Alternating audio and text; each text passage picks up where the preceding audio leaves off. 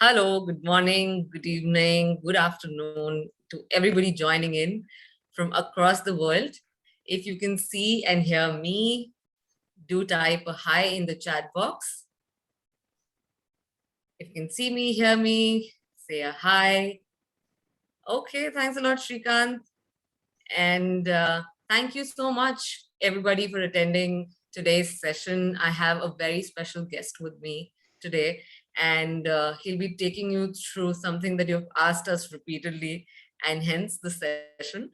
I welcome you to the second session of Insights with Upgrad series, and it's always been a pleasure to host amazing guests. And thank you so much, Lindsay, for taking the time out for today's session and for volunteering with us.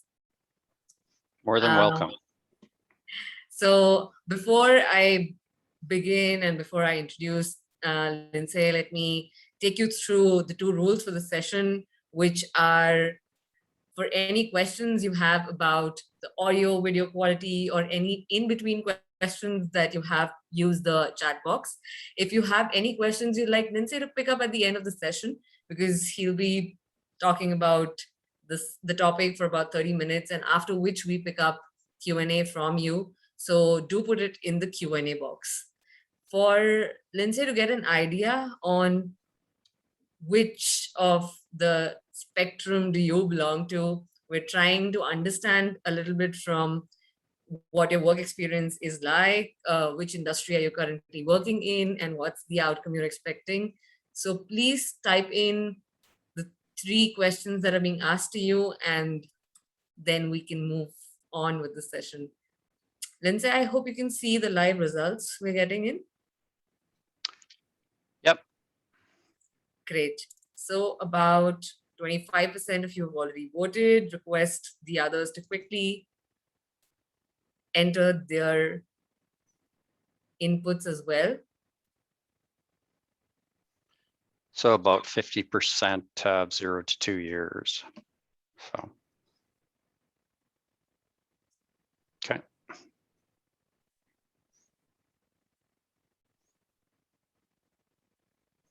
Okay, waiting till we just for another 20 odd seconds before we close it.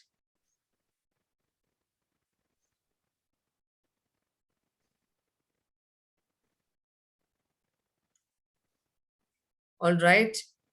So most of you are under the 5 years of work experience range. I think slightly balanced in terms of the over 5 years as well, if you see the overall picture, Lindsay.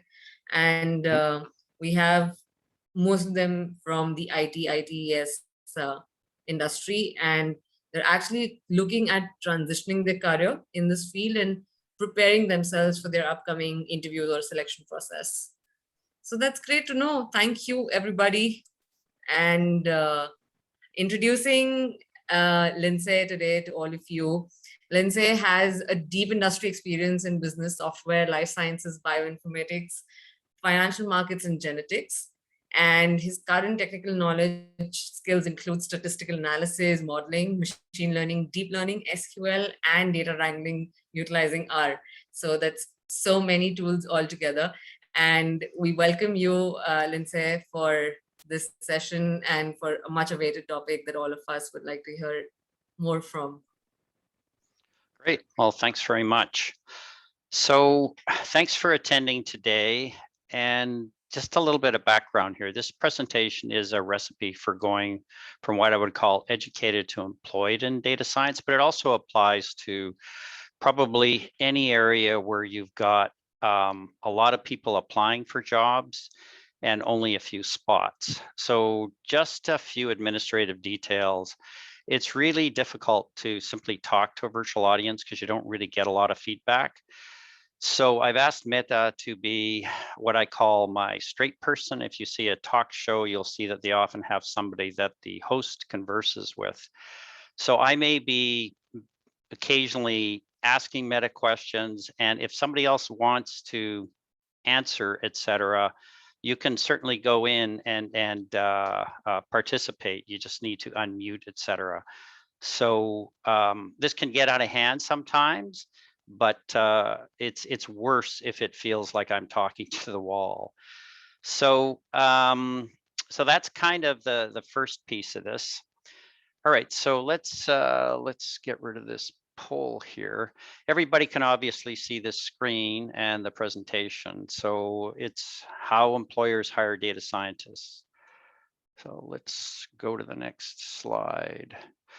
So who am I and why should you listen to me? I'm a serial entrepreneur. I've started businesses in software genetics and land development. I was the 7th employee in Canada for Oracle. It's a long time ago. I think Oracle probably employs 20 or 30,000 people today. I've taken companies public. I've raised tens of millions of dollars for private and public ventures.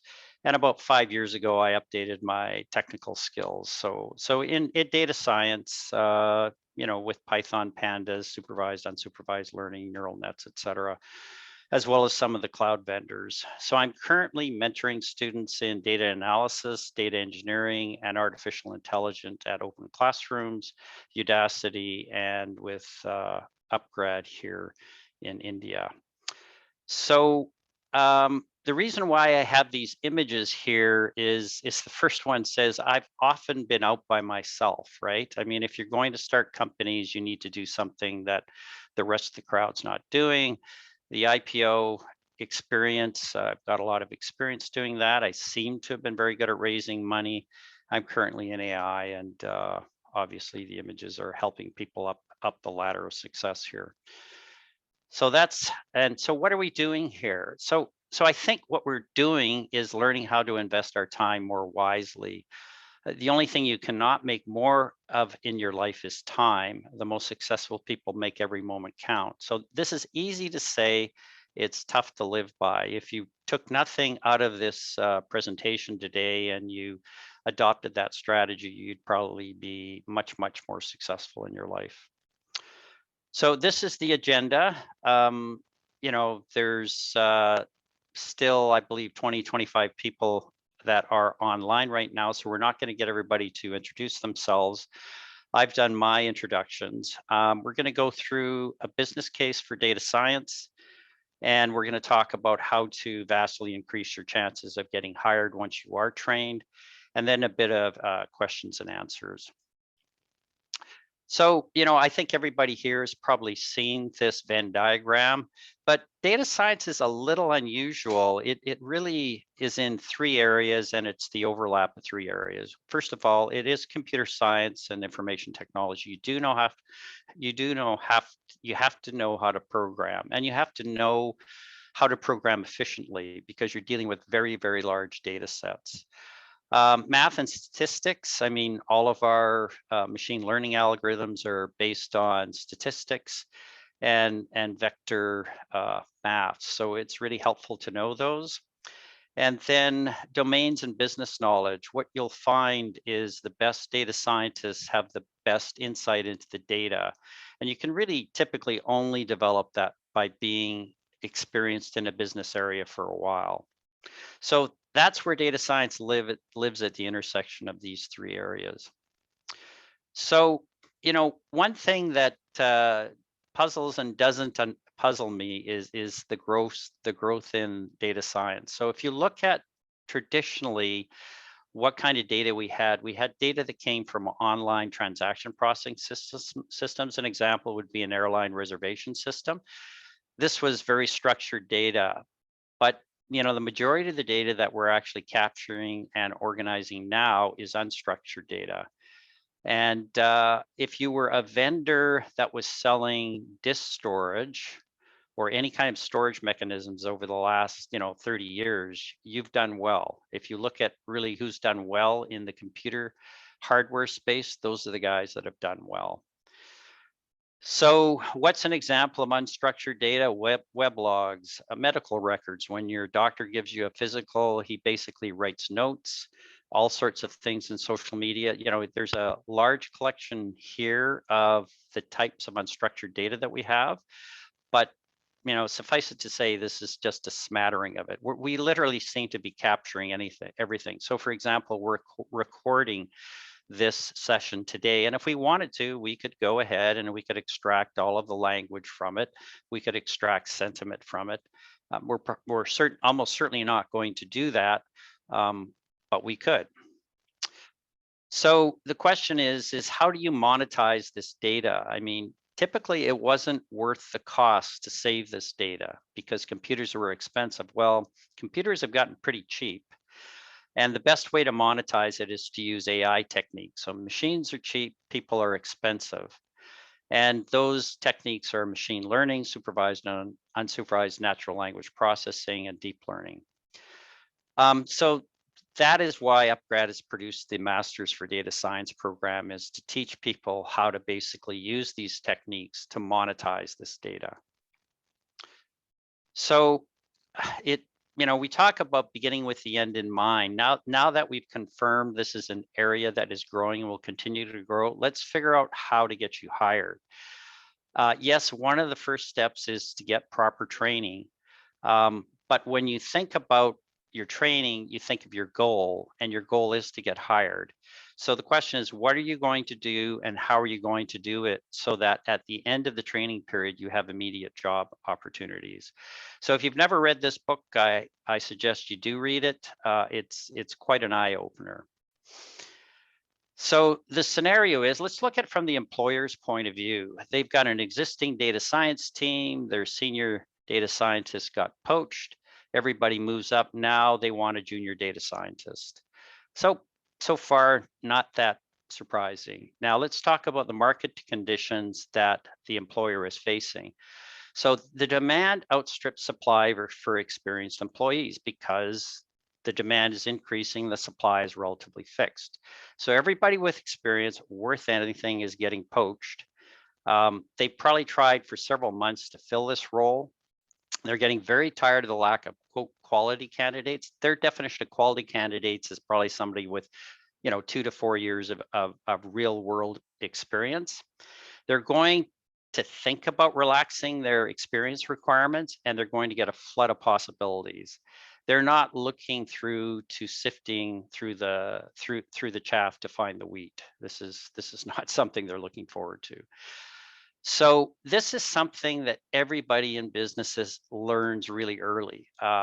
Not hiring is better than a bad hire. Hiring somebody is extremely risky. Companies and individuals learn this early on. That is why there are so many unfilled vacancies. Nobody wants to say I okayed that poor hire into the company, and everybody wants to say I hired that star. So this is hiring somebody is very, very risky for a company, and you will hear company after company, especially if they've come from being a startup, to say that a single bad hire can literally sink the company. So this is risky for them. You have to remember this. They want to reduce their risk. So how do you reduce your employer's risk?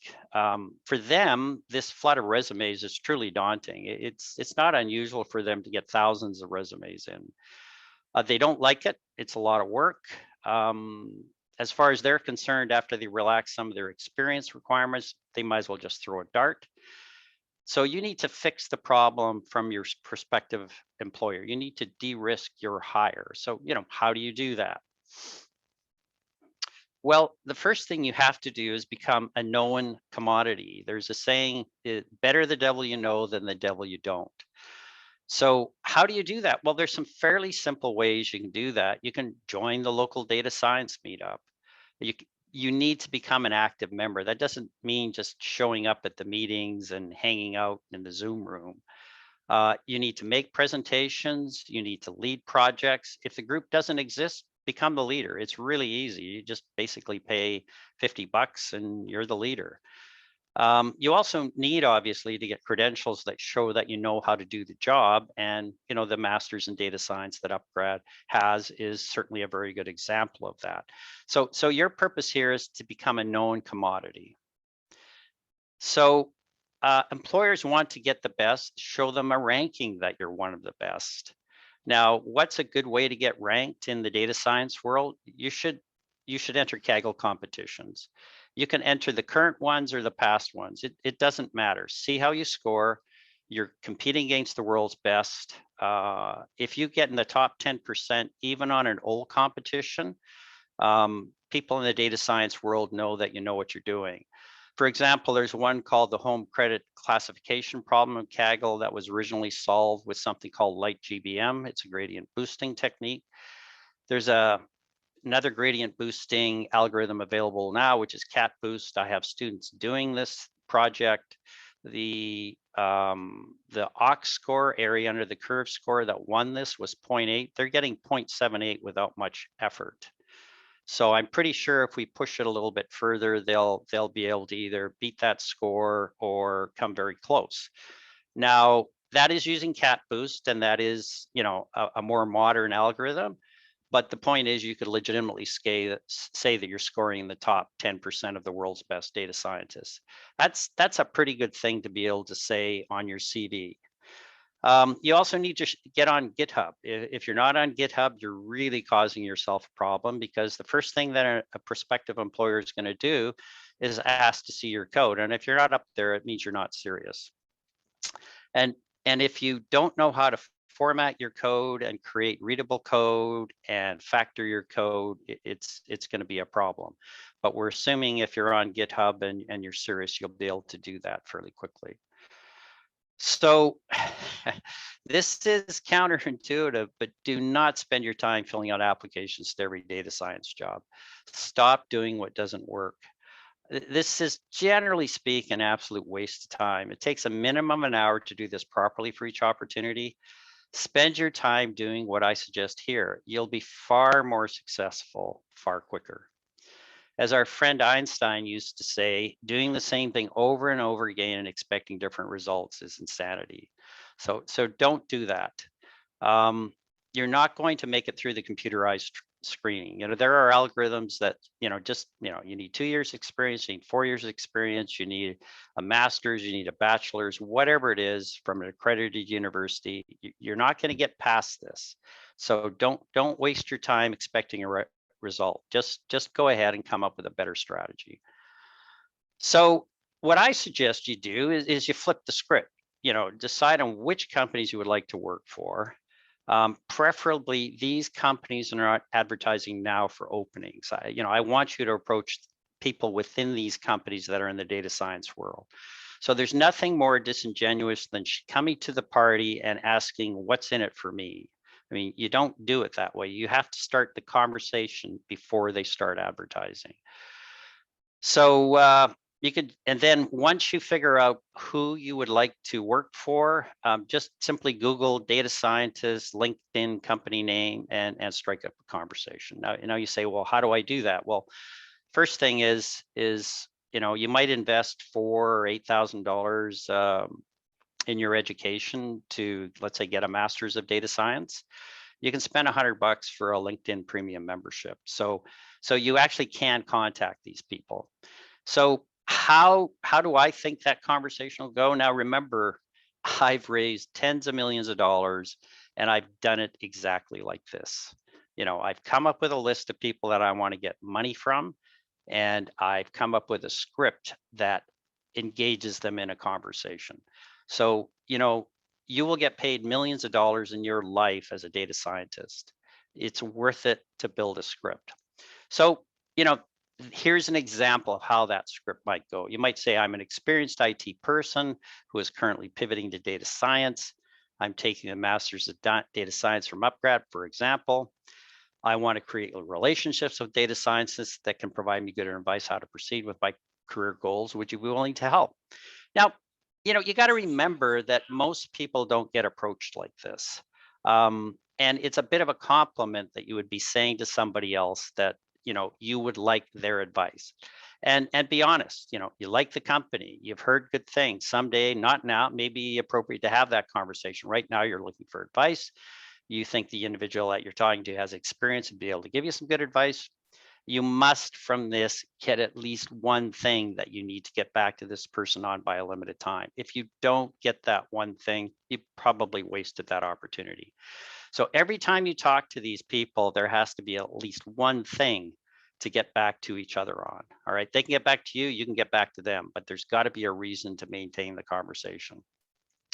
So what you're trying to do is build a relationship. So if you build these relationships, when it comes time to interview, you will have a number of built-in cheerleaders that will put your name forward. Start now. Don't start the day you graduate from upgrad. You know, I would say you could start today after this conversation if you're serious about going into this world. So if you build it, they will come. If you build those relationships when it comes time to interview, that you will have a number of built-in cheerleaders that will put your name forward. Just start now. So is there a low chance of success versus applying to everything? Well, I think it depends what your definition of low chance is. Yeah, I mean, you might have to build 5 or 10 of these relationships. But if you have 5 or 10 of these relationships, at 10, you have a slam dunk to get hired. The other way, you could send out literally thousands of resumes and get rejected thousands of times. It's not a lot of fun. You're far more likely to get an interview this way. You can't get hired if you can't get interviewed. Now, the other part of this conversation that we could go into is what kind of questions did you get asked in your interview? All right. And, you know, there are certain SQL questions you're going to get asked. You're going to get statistics oriented questions. You're going to be asked things like, you know, code an example of precision or recall, those kinds of things. That there are lots of resources on the internet that can tell you what are the typical data science questions you're going to get in an interview. But this here, getting to that interview, is where most people without experience are going to have problems. And this will get you around that issue. So let's look back at our little employer who was trying to hire somebody. You know, the first thing is, now you're a known commodity. People in the company know you. People in the data science community know you. There are third-party websites that rank you as being capable. You stood up right from the crowd. You know, you've looked forward 1 to 2 years and dealing with the challenge now that'll make the difference, which is, you know, how do I get hired? You have credentials from your online course. You've participated in those Kaggle competitions, and you're an active member of the data science world. So, you know, the hardest thing you'll ever do in your life is it's very Buddhist, is if you can learn self-control, you can master almost anything. Not many will do what I've suggested that you do here. Those that do will succeed very quickly. So you're being trained as a data scientist, but to be employed, you're going to have to learn how to market yourself. Otherwise, you'll be left on the sidelines and fairly frustrated. So this presentation is literally a recipe for how you go from educated to employed in data science. Please try the recipe. It's quite tasty. So anyways, that's how you get a hold of me, and here are the Q&As, and that's the end of the excitement. Now, I do have an opening question for everybody that's still on here. Could you maybe just by poll say who is comfortable doing this, and, you know, be honest, who is not? So just please vote or comment with yay or nay on the poll with Meta. Can you do that, Meta, easily, or can we just do it on chat? Or Sure, I think we can do it on chat.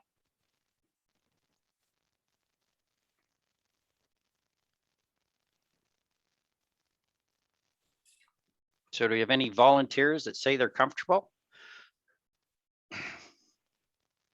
We're waiting. They know they're going to get called on. Okay, there's one. You want to? Should I unmute him? Yeah, unmute him, let him introduce himself, and we can get an idea of whether or not he's done anything like this, or he thinks it's a good idea or a bad idea, or open the discussion. Yep, Premchand, you can speak now. We can hear you. Yeah, he's still unmuted. There's three. He's still muted. Sorry. I think he'll have to unmute himself. I've granted permission from here. Yeah. Good morning, Lindsay. Thank Hi. you for your. Last year, our company has had a training program with Upgrad for us, but I was wondering that from where to start. your pointers are quite helpful. I'll take up these things to start working on these lines. Okay. Thank you. So you currently are employed in data science, or you're pivoting to data science, or? No, currently I'm working as a software engineer. I'm Right. looking to pivot into data sciences. Mm-hmm. Yeah, I think a big advantage that most of the people on this call today have is they have some realistic IT experience. I mean, you're well set up to make this pivot. You know, and there's also a number of different jobs that you can pivot into. It's not just data scientist. You can also be a data engineer, or a version of that as a machine learning engineer or an AI engineer. All those things are really, really in demand. And the fact of the matter is right now there's probably more data engineering jobs than there is even really data scientist jobs. And those actually are a little bit more in the wheelhouse of somebody who is an IT professional, because they've had to deal with, you know, a data engineer starts dealing with all of the computer science issues that there are in a data science project. So anyways, thanks for holding up your hand there. So who's the next wonderful person? I think the next person there was Shoaib and Sanjay. So Okay. I will try to unmute them. Meanwhile, I think you can look at some of the comments we've got in. I'm gonna kill my screen because I just there we go. So I'm just gonna pull up the chat. I think Shoaib, you can go next if you unmute yourself. Do you hear me? Yeah. Yep. Okay. Okay, I've done my bachelor long time ago in like 1997. Right. And right now I'm in security technology field. Mm-hmm. And what is your advice? Is it a good idea to go into data science? Right. So I think he's asking, would it be a good idea for him to go into data science now after spending some years in technology? Well, every industry has a need for data scientists, right? And security probably has more than a huge need for it because of the risks. You know, you can imagine certainly the ransomware issues and all of the vulnerabilities, and it's a classic machine learning problem in that it's an unbalanced set, right? So a good data scientist makes a huge difference there. So yeah, I think there's a voracious appetite for data scientists with a security background. And, this kind of goes back to the original conversation about, data science is this intersection of these three worlds, and one of them is domain knowledge. So if you spend a lot of time in security, I would definitely look at that potential list of employers and look at security firms and say, who would you like to work for? And I'm sure they'd be extremely interested in somebody that has domain knowledge that's getting trained in it as a data scientist. And they'd kind of want to get to know you before they make a hiring decision, right? Because remember, you're trying to de-risk that for them. And there's nothing more powerful than somebody saying, well, you got 2,000 resumes there. I've been talking to this guy for the last 6 months. He seems really capable. I've seen some of his work. You should give him you should talk to him. They'll put you on the top of the list, and away you go. So definitely security. Yeah, that's kind of a big deal. Can I add one more line? Sure. Okay. Security technologies such as access control and this kind of the gateways and out of technology. So that is what I'm in right now. Yeah, I mean, there's a pretty well, everybody says they're already, the hackers are already in your system, right? So coming up with patterns of abuse within your system is something that machine learning data scientists do, right? And it's all that data that's being collected, right? And you're looking for that anomaly. So you mean it worth spending time? Oh yeah, I definitely, that's a pretty verdant area. If I was an employer in that area, I'd love to hear from somebody that's got some real experience there, because you know, when you look at these data sets, you have to have some intuition about how to engineer the features in order to get them to perform.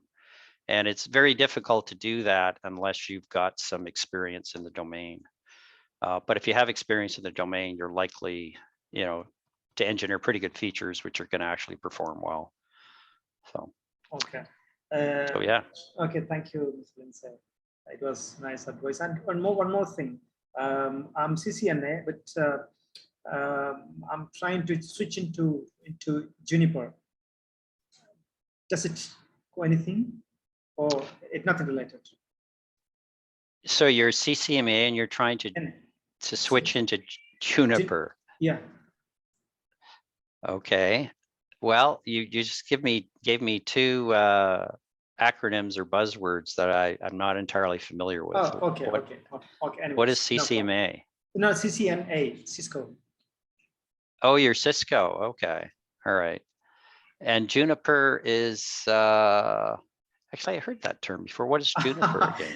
Okay, no problem. If you want me to say, it's another vendor for the similar technologies such as. Oh, it's a competitor to Cisco. Yeah. Yeah. Oh, okay. Okay. Oh, well. I think there are guys online. Okay. Thank you. All right. Thank you very much. Thank you for your advice, Mr. Lindsay. It was nice having you here.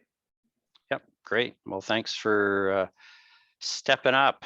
It's always good to have people share what they're up to. Like I said, in these kind of calls, you feel like you're talking to the blank screen. So somebody from Bismoy, what is the difference between data analyst and data scientist? So is Bismoy Das on? So it could be we've lost Meta. So I'll answer that question, but about 80% of a data science project is largely data related, so data wrangling, et cetera. And typically the data analysts do the data wrangling. So, you know, I say, you know, many people with coding skills can become data analysts, but it's harder to become a data scientist because you actually have to do research and you have to be able to turn research into code. So that's the big difference. But a good place to start is as a data analyst, you need SQL, Python typically, and something like Tableau or Power BI. And then you're fairly well set up to you know, get a pretty good job. Okay. All right. So Santosh Kindre says, I'm 21 years experienced and I'm looking to pivot to personal financial management applications using AI. So Santosh, are you around here? So I think Meta may have given up and she's I think she's around, but I don't think she can unmute anybody. So I'll just answer this. So it appears to me you're saying I'm pretty experienced. Should I pivot to AI? So basically you're around 42, 44. Yeah, I mean, you know, data science is a great place for you. I think some of the comments I made to the gentleman about looking at security applications and how that might apply with you are the same. I mean, that's what a company hiring wants, is they want some domain experience. So yeah, I would say great place to look. It says personal financial management. So I'm not quite sure what you want to do there. I don't know if you want to forecast the stock market. There's been a few dead bodies in that river, but there's also been a few companies that have done well. Does anybody here know what Renaissance Technologies is? You can answer on chat if you do. What's that? Can you repeat again? Does anybody on the call know who Renaissance Technologies is? So there was a book written not too long ago about the company that broke Wall Street, and they literally have had a annual return for the last 20 years of 60% on average in IRR, internal rate of return. And that's after expenses of 20%. It's so the only company I know that's ever actually figured out how to use data to break the stock market, but they've been doing it for 20 years, so it can be done. So let's see.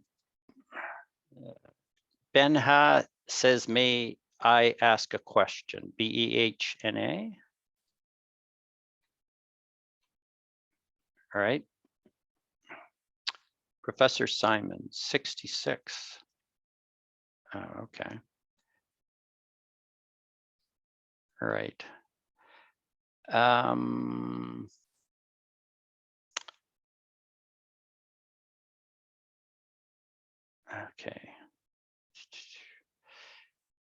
I have a question here. Is a PhD from a premier institute necessary to become a junior research data scientist?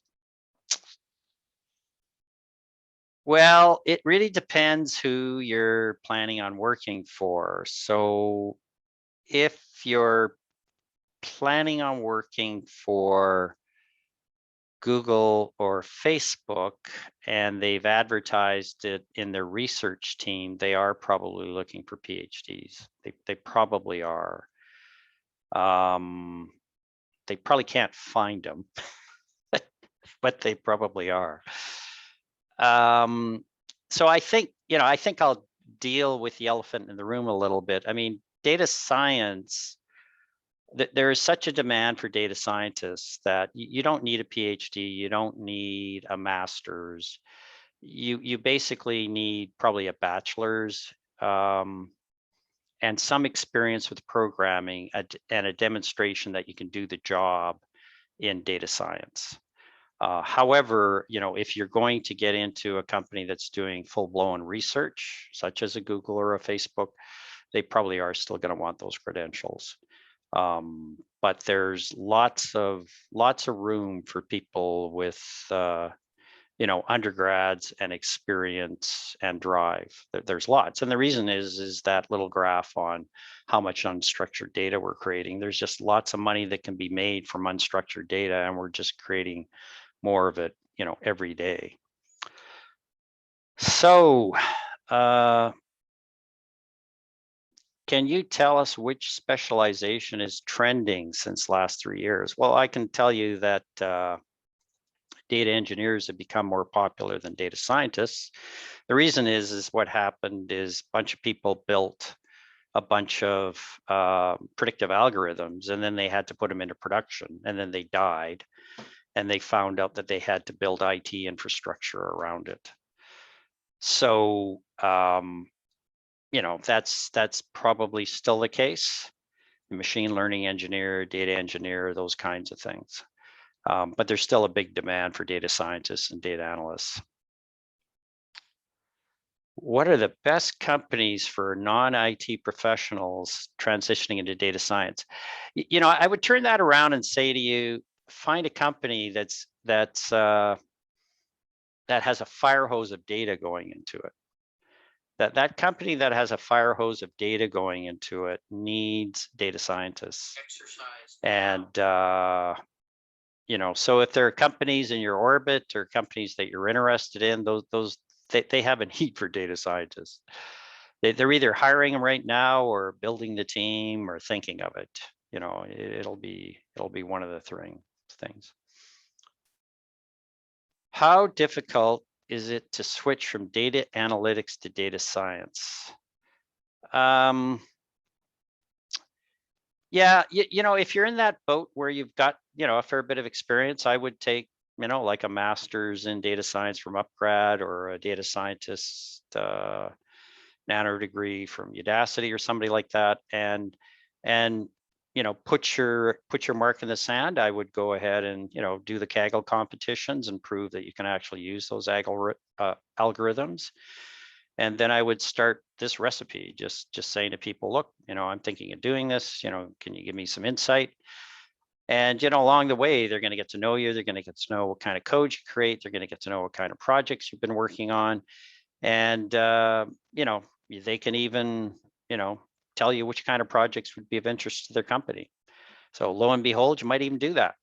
So yeah, I mean, there's a quote that's attributed to Elon Musk, which is, and to other people, you can learn anything you want off the internet, and you can. It just takes motivation.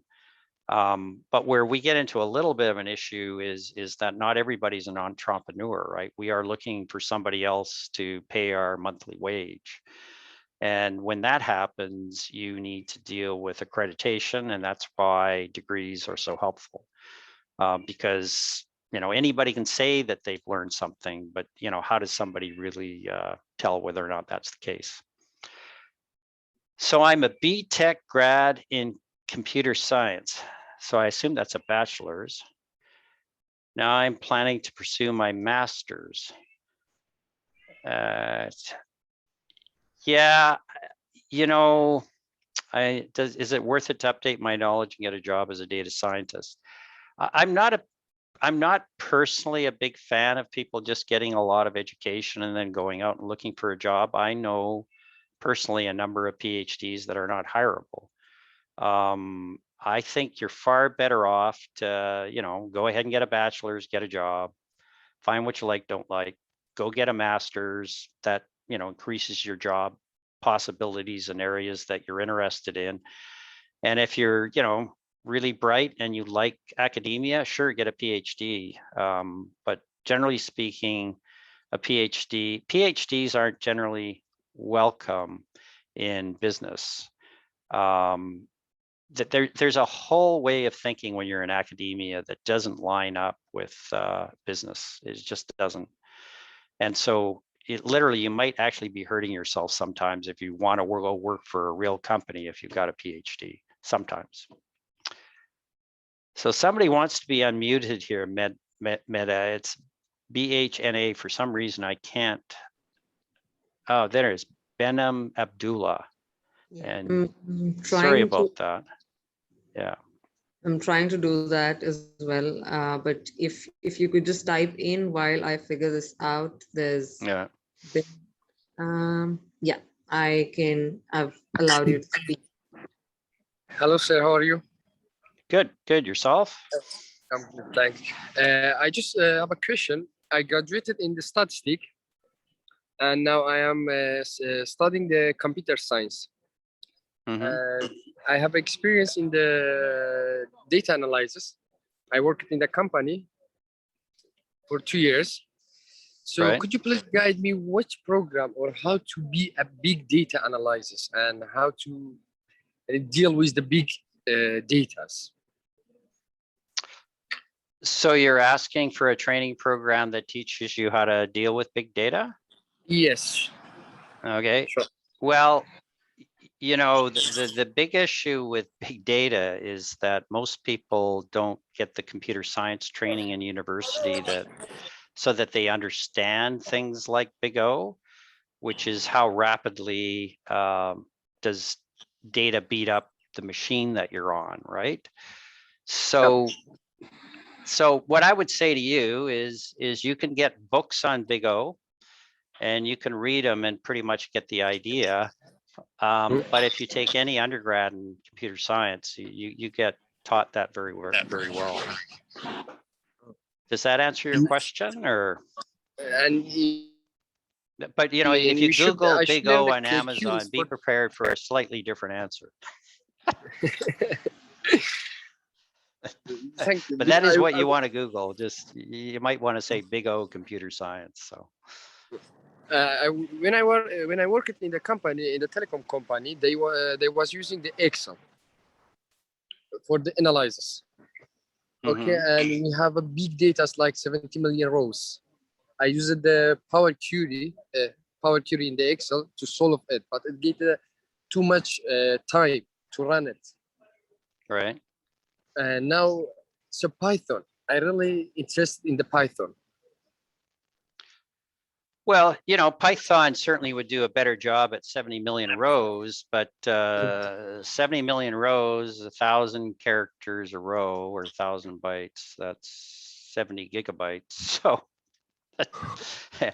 you know, you'll still need a distributed cluster to run that, right? But Python is, you know, got a lot of libraries that can do things in parallel. And there are things like Spark and Hadoop that'll deal with distributed processing. But your particular question, I mean, there are lots of ways of doing that in Python without, so for example, Python has something called generators, you know, which just basically take a row at a time. So, you know, you don't care if there's 70 million rows or 10 rows. Of course, you know, it's going to take longer to read in a row at a time than it is 70 million rows at once. So it really depends what the requirements of your application are. And then the other thing I always say to my students, why are we getting the logic figured out with all, you know, 10 million rows? Why don't we just take a sample and get the logic working? And then we can, you know, get a big machine and crunch it on. And then that is also another one of the reasons why, you know, cloud computing is so popular, because you may only need those big clusters for like 30 minutes, right? You know, get your answer and then blow the cluster away and you don't pay for it for the rest of the month. So did I answer your question or? Yes, thank you. Many thanks for you. Okay, you're welcome. That's great. I think we have a few questions on the chat. How data science applied in astronomy, how to transit to this domain as a beginner. You know, there's a really good application in astronomy for image recognition. So, you know, like transits, for example, you know, looking for transits to see exoplanets. You've got to look at these images, you know, with millions and millions of stars, and you're looking for an occlusion event, right? Well, you can write a CNN that does that in a heartbeat, and you know, we'll do a far better job than a human will, and it's scalable, right? You could, you know, run billions and billions and billions of stars by it. So anyways, the point is that there's a really good application for data science and astronomy.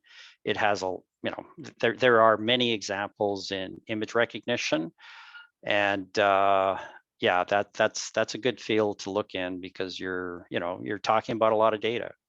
As soon as you're talking about a lot of data and people having to manually go through that data, it's a good application for data science, a really good one. So Sanbian Nag says, I'm a software engineer working in IT industry, developing different application for retail industry for more than 11 years. I'm currently doing a postgrad diploma in data science with specialization in deep learning. What kinds of jobs can I look for? Well, you know, you've got the domain expertise in the retail industry, right? And, you know, recommendation systems are something the retail industry spends a lot of time on. You can, you know, you will learn in a data science program about collaborative filtering, for example. It's the really nice idea that you actually don't need to know anything about your customers in terms of, you know, age or gender or where they are physically. You just have to be able to figure out who is like other people in your retail universe, so that you can basically find the people that are like these people that like the same things. And then you can say, well, if George liked it, then, you know, your Bill, you'll probably like it. So there's lots of applications in the retail industry in terms of recommendation systems. And there's lots of data coming in there. So, you know, a little bit of the challenge and a little bit of the opportunity with everybody is, you know, I'm in an industry, you either like the industry or you don't, right?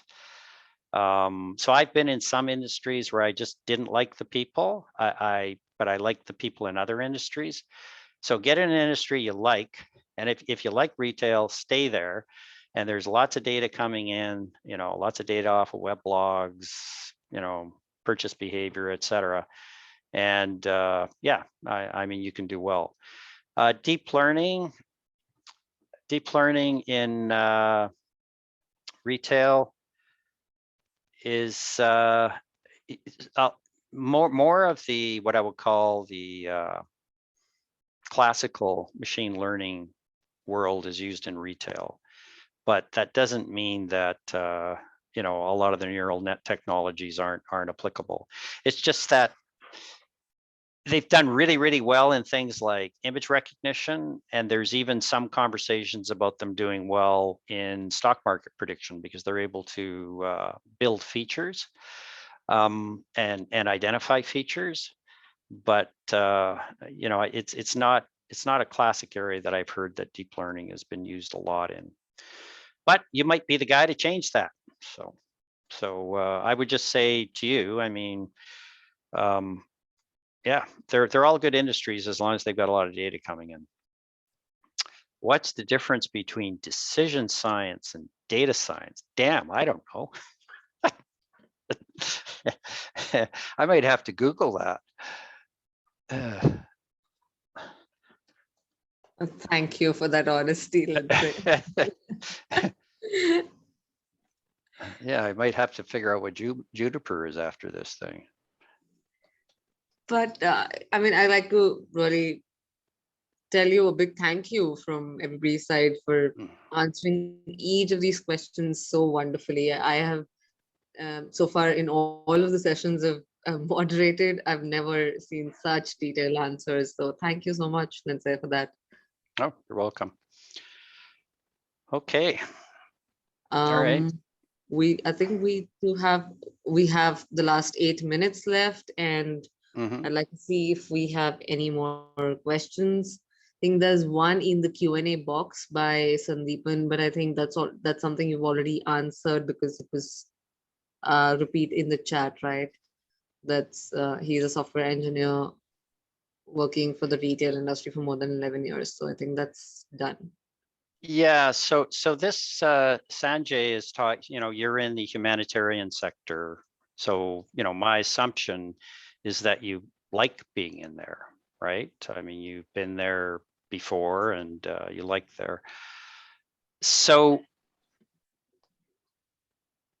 I'm not sure if you're trying to switch out of the humanitarian sector or you want to stay in there. Can Sanjay unmute his microphone or?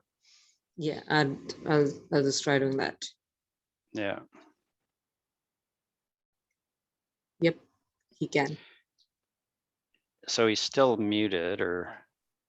Hi. Hi, good morning, Lindsay, and hello, everyone. Morning.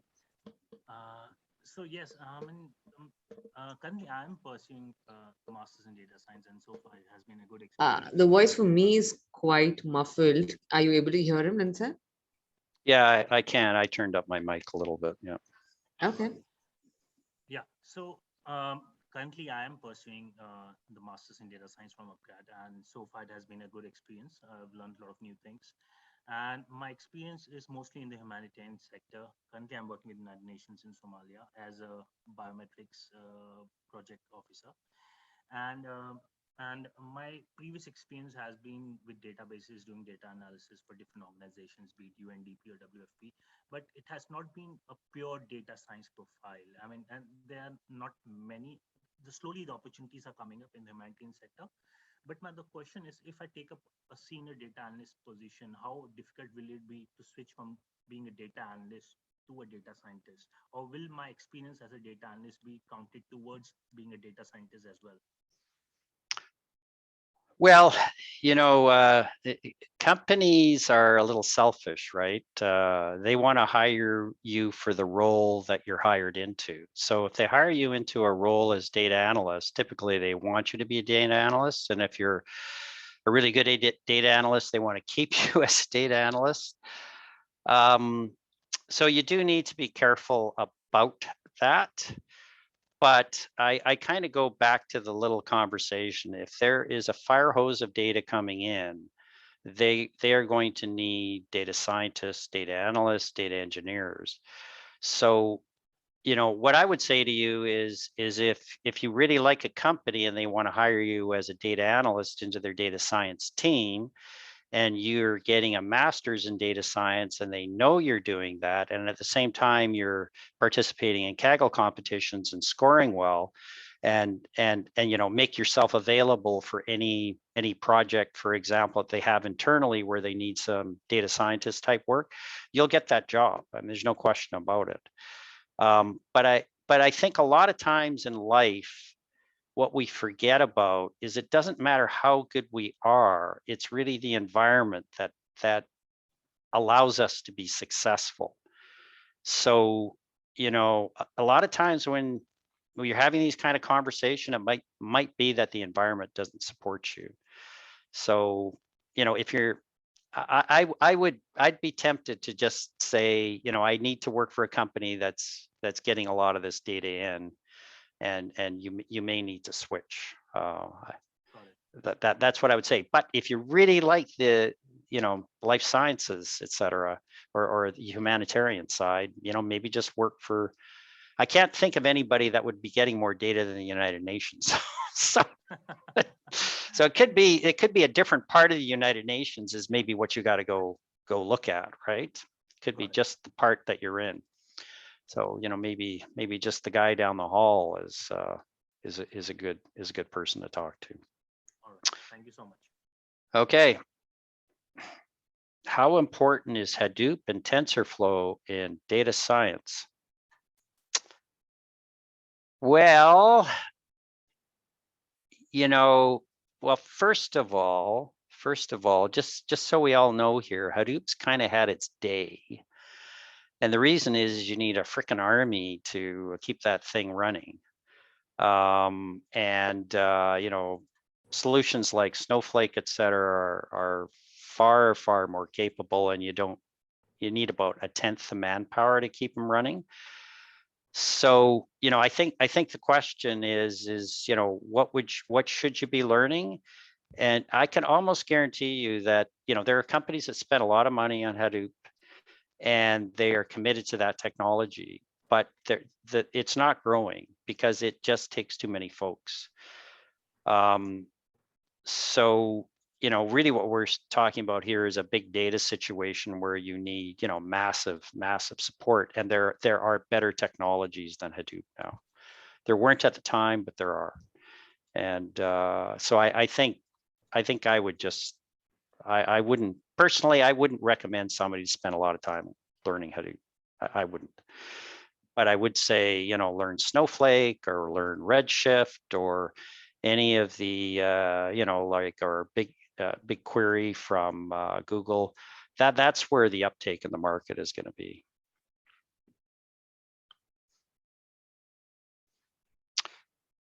Okay. All right. Well, I think we're just about there. Yeah, I think I've unmuted one more person who had raised his hand. Okay. I think that's Rook. Are you able to speak, Rook? Yeah, I see a couple of people making a comment, which I appreciate. Compliments are always welcome. Thank you. Thank you, Meda. Thank you, Lindsay. Greetings, everyone. Yeah, Lindsay, you have already answered me one question. Currently, I'm working as a business analyst in a staffing company, but I do not have all this explained skill set. So I would like to go. I'm just confused now. What would be the best for me now? If I go for a data engineering, data science, or business analyst, I would like to go for more deeper learning for this specialization. So that's the reason why now I was asking which were the trending, Well, I'd like to, I think what you need to do is sit down with yourself and say to yourself, what do you like doing, right? I mean, there's some people that like bringing up production systems. They like diddling with data. They like maintaining systems. They like to, get a note on their their phone that the system failed. They like the idea of things like airflow, et cetera. That's a data engineer, right? That's a role that we never really had in data science. We never really had a need for those guys, but now these algorithms are now embedded into the production workflow of many companies.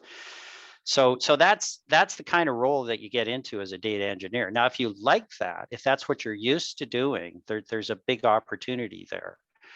But for me, I don't like that. I can do it, but I don't like that. So I think you kind of have to sit down and talk with yourself. What do you like doing? And then you have to look at your skill sets and say, do my skill sets show that to an employer? And if there are gaps, you need to address them.